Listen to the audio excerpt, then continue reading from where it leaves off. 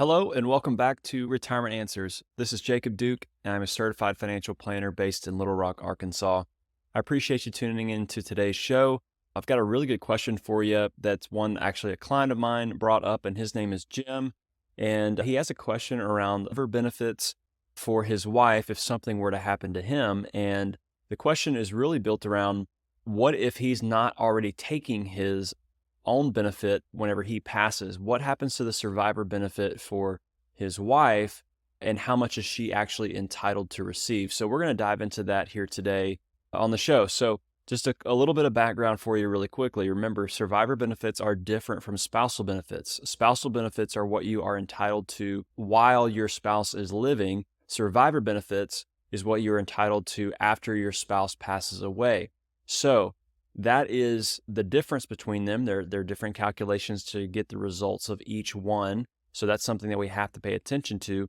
But in our case today, we're looking at strictly survivor benefits. So Jim has a question around what happens if I pass away before I actually begin taking mine. Okay, so let's take a look at this. So there are a few different things we have to look at. First of all, we have to know who is actually entitled to a survivor benefit. And so there's 4 categories of people.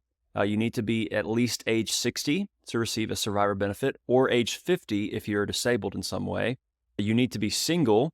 You cannot be remarried, right? You need to have been married at least 9 months before your spouse passed away. So that's less than a year. If you had just married this person and then 9 months and a day later they passed away, technically you're entitled to the survivor benefit of that person because they were your current spouse. Or if you were married to someone previously for at least 10 years and they're your ex-spouse now, you're technically entitled to their survivor benefit whenever they pass, so long as you were married to them for at least 10 years. So those are the 4 kind of stipulations we have to pay attention to know who is entitled to a survivor benefit. Now, the question that Jim has presented is primarily around what happens to the benefit if he's not taking his yet. Right? So let's look at 4 different kind of scenarios really quickly. So let's say that Jim was actually taking his benefit and he began taking it on or after his full retirement age. Okay, so he was, in this case, we're going to assume his FRA is 67. So let's say that he began taking it at 67. Whatever he was receiving at the time of his death is what the spouse would begin receiving as the survivor benefit. Okay, so there's no increase, there's no reduction. It is whatever Jim was receiving at the time of his death. That is what the spouse will begin receiving, assuming that he had already begun taking his at full retirement age or after full retirement age. Now, what if he took his benefits before full retirement age? Well, technically, you are entitled as a spouse, as a survivor, you're entitled to receive what your spouse was receiving, or 82.5% of your deceased spouse full retirement age benefit. Okay, so let's break that down. Let's say Jim took his benefit before 67. Let's say he took it at 65. Well, his spouse is entitled to receive what he was receiving at the time of his death, right? Because he would have received a reduced amount by taking it at 65 rather than 67. She's entitled to either take that, or she could take 82.5% of whatever he would have received at 67. So depending on which is higher, that's the one she would get there. So let's say, for example, Jim's benefit at 67 was going to be $3,000. He took it at 65 and he only got $2,500. Well, 82.5% of 3,000 is still less than 2,500, right? So technically the spouse would begin receiving just whatever benefit he was taking at the time. So that's a couple scenarios of what would happen if he had already been receiving his benefit. Now let's look at what happens if he was not receiving his benefits. Let's say he had not filed for his benefits at all and he passed away before his full retirement age. Technically, you are entitled to receive the deceased full benefit at their full retirement age, okay? So that's what you were entitled to receive, but a couple things we have to look at. We have to also look at your age as a survivor. If you're age 62 and they were 67, being of full retirement age, and they passed at 67 and you were 62, well, you're going to receive a reduced amount of what he would have received at his full retirement age, right? And so that would be going down to around 80-ish% of whatever he would have gotten if you're age 62 right now. and you began taking that survivor benefit, you would receive somewhere around 80% of what he would have gotten at his full retirement age. So that is something to pay attention to. Now, one thing to know is you can actually delay taking the survivor benefit. You do not have to begin receiving it. You can delay it into the future and actually continue to let that grow a little bit so you don't take a reduction in the amount that you are actually receiving.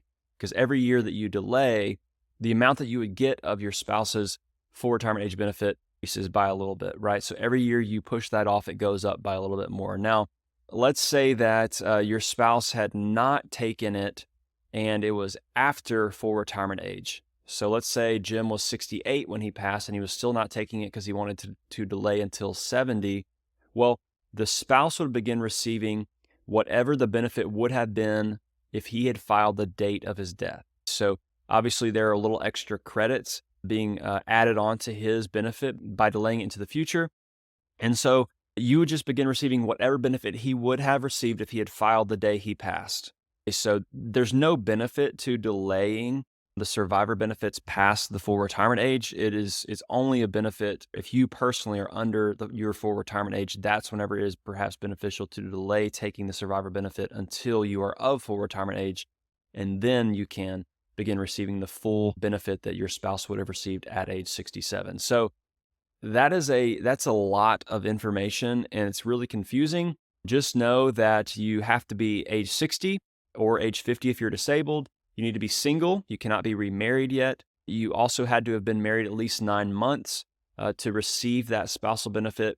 And you also, if it's an ex-spouse, you needed to be married to them for at least 10 years to be able to claim a survivor benefit. So those are the main things that we have to pay attention to in terms of, do you qualify for survivor benefits? And then those are the different scenarios in which you might have to navigate, if and when a spouse passes. You need to know these different things. That way you know what to claim, how to claim, what you're technically entitled to, and different things like that. So I hope this has been helpful answering some of your questions. There's obviously a lot more here that we could dig into and kind of really get into the weeds, but this is just a surface level, just kind of intro into what to expect if, going back to Jim's question, if Jim would pass and he is not taking his benefit, this is what his spouse would be entitled to and how that would work. And so hopefully this has been somewhat insightful for you and answers a question maybe you or someone else has had. And once again, you've been listening to Retirement Answers. My name is Jacob Duke. I look forward to talking with you next week.